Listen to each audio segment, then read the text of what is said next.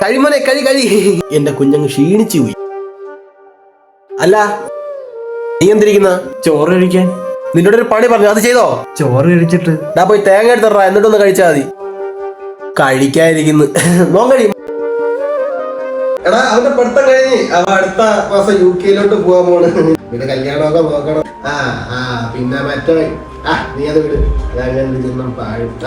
എടാ നിന്റെ ഒരു മോളില്ല, കല്യാണം കഴിഞ്ഞ മോനെ? ഇതല്ലേ അപ്പൊ പറഞ്ഞ വണ്ടി? എടാ പുതിയ വണ്ടിയാ, ഒരു റൗണ്ട് പോയാലോ? ആരും വേണ്ട, നമുക്ക് അമ്പലത്തിൽ പോകണം. നീ വന്നേ.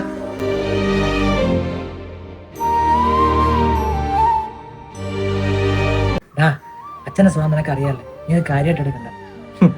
ജോലിക്ക് പോകത്തോണ്ടല്ലോടാ. ജോലിക്ക് പോയാ എനിക്ക് വിയർക്കും.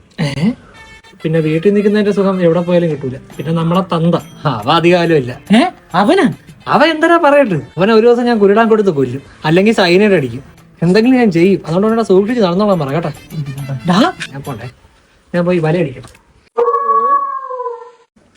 അവൻ എന്താണ് അങ്ങനെയൊക്കെ പറഞ്ഞിട്ട് പോയത്? അവൻ സത്യമല്ലേ അച്ഛാ പറഞ്ഞു. എന്തൊരു അവൻ ചുമരി കയറ്റും.